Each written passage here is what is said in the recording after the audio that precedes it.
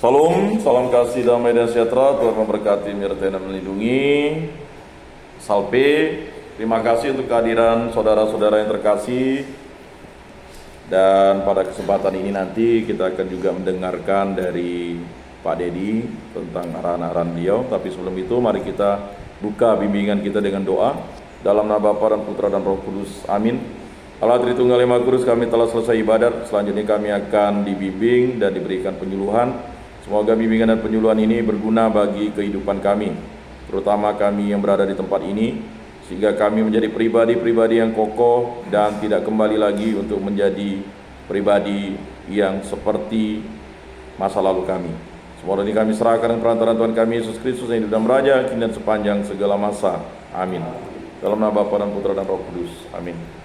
Baik, pada kesempatan ini ada 30 menit ya. Terima kasih untuk kehadiran Pak Dedi selaku Ketua KPID.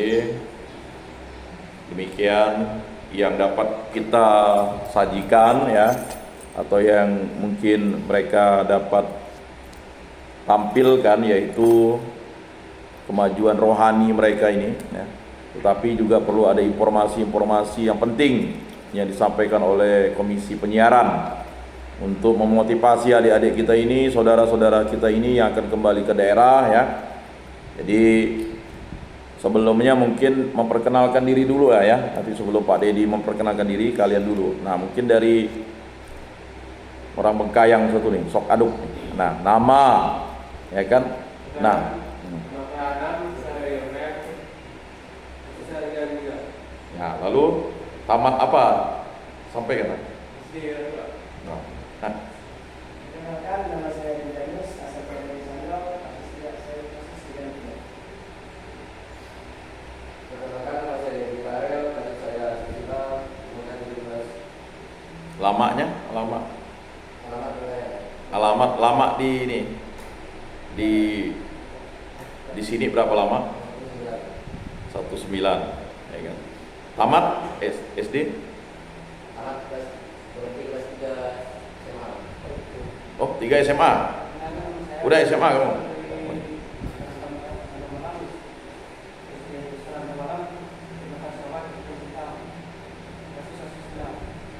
Kelas berapa tamatnya? Kelas 6 SD. Tidak tamat? Tamat ya.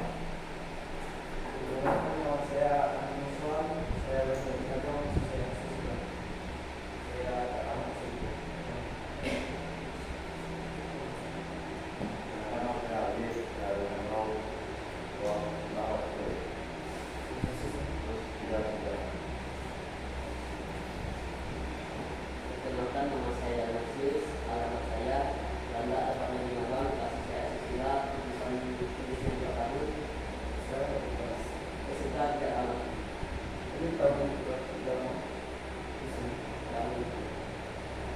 Silakan.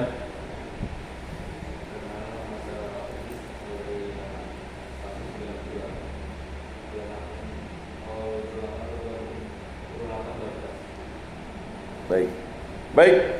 Selanjutnya kami mohon Pak Dedi untuk ke depan di mimbar saja Pak, sekaligus memperkenalkan diri dan memberikan, ada waktu sekitar 15 menit untuk memberikan arahan kepada adik-adik kita ini. Silakan Pak. Ya. Shalom. Sampai. Kasih ya. Puji syukur pada Tuhan kita hari ini bisa bertemu bersama. Yang saya hormati sekaligus terima kasih Bang Ian selaku Pembimas Katolik yang memberikan kesempatan Penyuluh. untuk bisa bersama-sama dengan adik-adik sekalian. Sebelumnya saya memperkenalkan diri, saya namanya panjang, Martinus Yosef Isidorus Dedi Malik Dalimo. Nama baptisnya Isidorus. Cuma karena capek menulis, akhirnya saya singkat MYI Dedi Malik, dipanggil Dedi. Kebetulan saya sekarang posisinya di salah satu lembaga negara namanya Komisi Penyiaran Indonesia. Saya ketuanya di Provinsi Kalimantan Barat. Saya sebenarnya terharu, ada rasa syukur juga, tapi ada juga rasa prihatin bahwa masih ada umat kita Katolik yang harus dimurnikan di penjara ini. Nah, termasuk juga menyangkut kaitan tugas kami. Karena Komisi Penyiaran itu secara undang-undang dia adalah perwakilan masyarakat untuk berkaitan dengan kepentingan penyiaran. Jadi kami yang ngawasi TV dan radio, bagaimana siarannya harus mengedukasi, mendidik, dan membentuk karakter, istilahnya karakter building. Kenapa? Nah, salah satunya seperti kasus yang adik-adik alami. Ada kasus asusila, ada maling, ada sabu segala macam. Itu pasti awalnya dari informasi kan, dari informasi. Terus informasinya kita olah, akhirnya kita ingin coba, sama kayak sabu, informasinya datang. Jadi intinya informasi yang datang ke kita itu bisa negatif, bisa positif, bisa jelek, membuat kita terjerembab, terpuruk, bisa juga mengangkat kita ke tempat yang baik. Yang menjadi poin utama adalah bagaimana kita menyikapinya. Nah, teman-teman adik-adik sekalian harus bersyukur karena pada kesempatan ini walaupun kita jadi tahanan, tapi kita mendapatkan pemurnian, dapat pembelajaran. Jadi kita tahu bagaimana kita berlaku, yang saat terpuruk kita dikasih hukuman, sehingga kedepannya kita bisa berlaku lebih bijak. Jangan kalian khawatir dulu. Bahkan murid-murid Yesus pun pernah di penjara, kan? Tapi mereka di penjara karena kesaksian atau kebaikan. Ada ini dengan kasusnya. Nah, fungsi dari tugas kami Komisi Penyiaran adalah dua hal. Yang pertama ke TV dan radionya, pihak yang memproduksi penyiarannya harus memberikan informasi yang baik. Kenapa? Karena masyarakat menerima banyak informasi yang negatif. Salah satunya enaknya sabu, enaknya free sex, ya kan? Bagaimana mencuri itu cara cari uang yang gampang, ya kan? Itu kan informasi negatif kan? Informasi positifnya bagaimana? Bagaimana jadi mungkin usahawan yang muda, bagaimana mungkin jadi siswa yang berprestasi, bagaimana misalnya membangun bakatnya jadi content creator, youtuber atau apa. Kalian semua bisa HP kan? Nah, itu sisi positifnya. Jadi kami mencoba mengajak lembaga penyiaran, pihak yang menyajikan berita, mereka harus bisa memberikan informasi yang positif supaya bisa meminimalisir berita yang negatif. Kita nggak bisa menolak negatif-negatif ini karena itu selalu ada. Yang positif ada, kita akan membentuk filter. Nah, kayak adik-adik ini kan sudah dapat pemurnian nih, udah tahu kalau berbuat salah pasti ada hukuman. Harusnya itu jadi pembelajaran sehingga ke depan informasinya yang diambil informasi yang baik. Ada nggak kalian pernah dengar bahwa orang-orang muda berprestasi? Ada kan? Ada kan? Ada yang jago IT, ada yang jago musik, ada yang jago membuat konten kreator YouTube, ya kan? Ada yang jadi pemusik, ada yang jadi pedagang. Jadi sebenarnya hidup itu pilihan. Yang kedua, selain ke lembaga penyiaran, kami ikut ke masyarakat, termasuk ke sini. Makanya saya terima kasih ke Bang Yan, bahwa salah satunya di lembaga pemasyarakatan ini juga bagian dari masyarakat, bagian dari pembentukan karakter building ya Bang ya.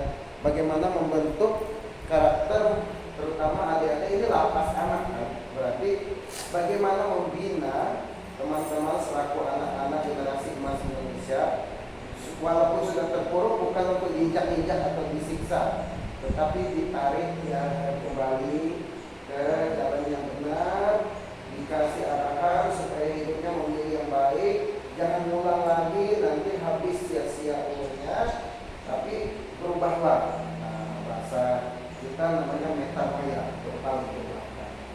Kalian jangan pernah merasa minder, dan kalian jangan pernah merasa rendah hati meskipun kalian sedang atau pernah nanti mengalami hukuman.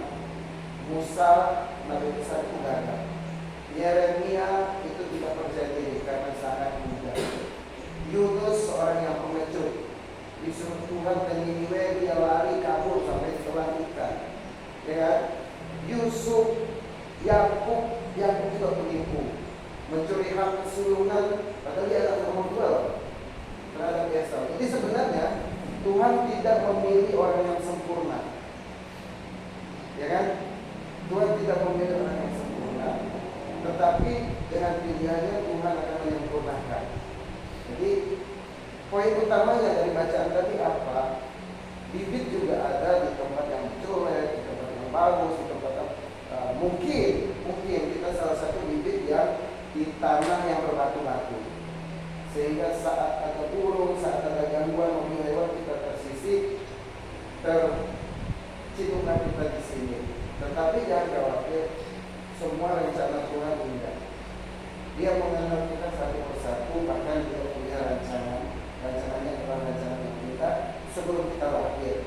Jadi fokus adik-adik, jangan hanya menghabiskan waktu di sini, begitu keluar mengulang. Tetapi cobalah selama di penjara, selama di tahanan ini, pertama menunggu pasti. Itulah pilihan. Hidup itu selalu ada konsekuensi. Saya mau membaca, saya dapat informasi, saya hidup, saya tidak tahu apa-apa. Ya, saya mau tidur, saya dapat istirahat, tapi saya tidak menghasilkan karya. Kalau saya selama di hutan ini saya jago melukis, saya melukis buat lukisan 1 hari 1, selama 3 bulan saya di sini ada 30 lukisan yang bisa saya lukis. Saya nggak bisa apa-apa. Saya misalnya bisa mengarang, tidak. Isi bak. Gali kemampuannya apa? Saya punya kenalan orang tua, dulu dia terpuruk karena masalah politik. Selama dia di penjara dia nggak bersedih, dia nggak frustasi mobilnya dia, tapi dia membuat tulisan karena dia bisa tulis. Kalian bisa apa? Coba selama kalian di sini, berapa lama di sini? Masih berapa lama? Masih lama. Apa minat yang paling bagusmu? Apa bakatmu yang paling baik? Yang paling suka apa? Olahraga suka? Musik suka? Buat puisi suka? Mengarang suka? Oke, nggak apa-apa. Bela diri bisa? Bela diri bisa. Menyanyi? Bisa. Oke, nggak apa-apa. Sebenarnya bukan tidak bisa. Semua orang punya bakat, cuma belum menemukan pasnya di mana. Gitu ya. Jadi kesempatan mungkin Tuhan pengen sama di sini, bro, berlatih, bro temukan bakat. Jangan-jangan bro jago berdagang. Jadi selesai ini nanti jadi pedagang yang baik, ya kan? Nah, bro, bakatnya apa? Hah? Bengkel. Berarti selama di sini boleh nanti minta ke salah satu pembinanya, Pak, boleh nggak saya diberikan informasi tentang sukanya apa, motor atau mobil atau elektronik? Boleh nggak informasi tentang itu? Ya boleh nggak saya ikut sejenis kursus? Begitu ya? Sukanya apa? Hah? Bengkel. Nah, kurang lebih intinya sebenarnya kalian punya bakat. Ada pembina, ada yang ngawasi, apa. Kalau kalian suka berkebun, belajarlah di sini, minta informasi berkebun yang baik sehingga kalian tahu. Jadi pergunakan lapas ini untuk sekolah kehidupan, ya, sekolah kehidupan. Jadi ada salah satu presiden di Afrika Selatan, Nelson Mandela, dia disiksa, dipenjara bahkan sekian tahun karena politik. Tapi dia tidak dendam, dia tidak menyalahkan kehidupan. Jangan kalian menyalahkan kehidupan. Aku gini karena dijebak, aku gini karena ini. Selalu menyalahkan orang lain. Karena fokuslah ke diri sendiri, itulah refleksi, introspeksi. Jadi Nelson Mandela ini selama di penjara justru dia meningkatkan kemampuannya. Sehingga saat dia keluar, dia nggak punya balas dendam atau apa. Dia meningkatkan kualitasnya sampai akhirnya dia jadi pemimpin negara presiden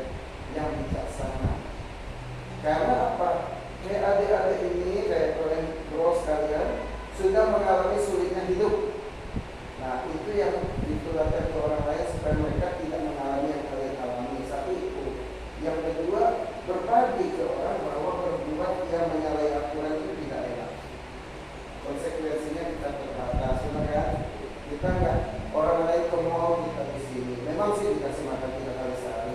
Tapi orang bisa berenang, kita nggak bisa. Orang suka-suka, kita enggak, kita ada jadwal. Jadi itu ya.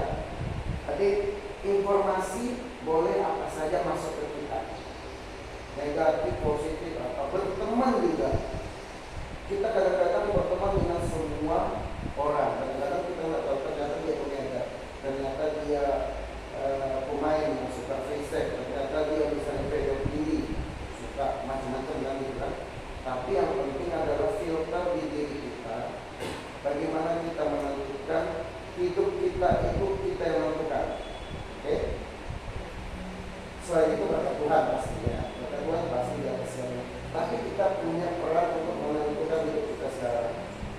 Buatlah, rancanglah masa depan kalian sebaik mungkin, optimis bahwa hidup itu ini hanya ibaratnya anak tangga mendatangan pertama supaya kalian naik.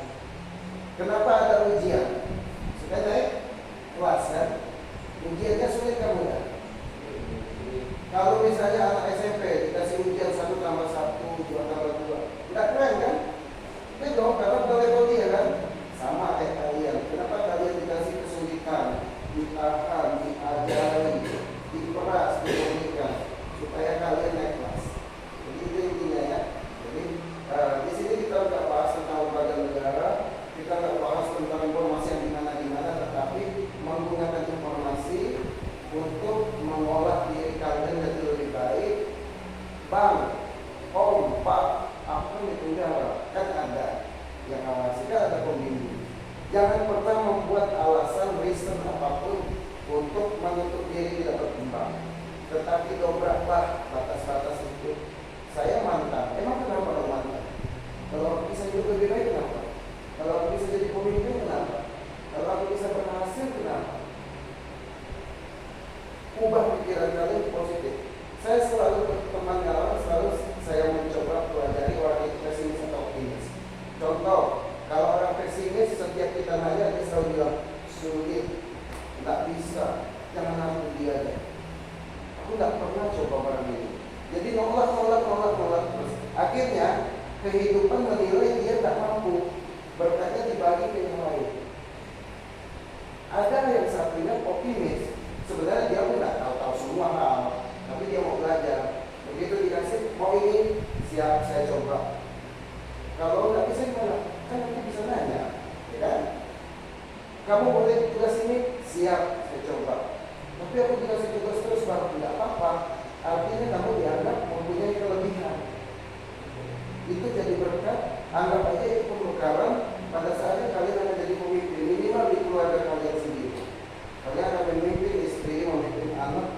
Kalau kalian sudah punya jiwa kepemimpinan akan lebih tenang. Jadi fokus pada optimis. Setiap ada tugas dikasih oleh pengawas pembina, kerjakan sebaik mungkin.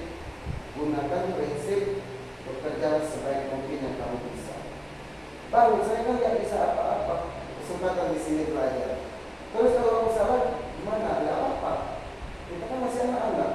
Kalau salah ya nggak wajar. Pilihannya 2. Kalau kita nolak sama sekali, kita nggak pernah merasakan, kan? Akhirnya kita nggak tahu apa-apa.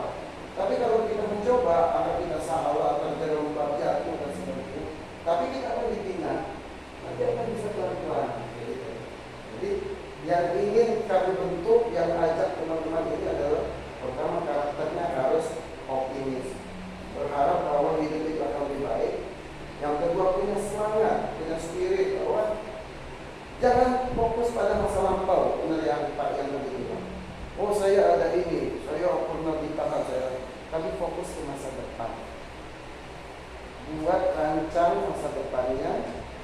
Buat jangan habiskan waktu untuk nangis, habis itu stres, berpinggir dan kawannya, jangan. Karena itu akan merugikan kalian. Isi selama kalian di penjara, kalian punya waktu fokus. Apa yang kalian suka benar-benar ditekuni. Dalam 1-2 bulan akan ada hasil. Misalnya ada satu teman saya yang pintar mau, kalian tahu nyulam nggak?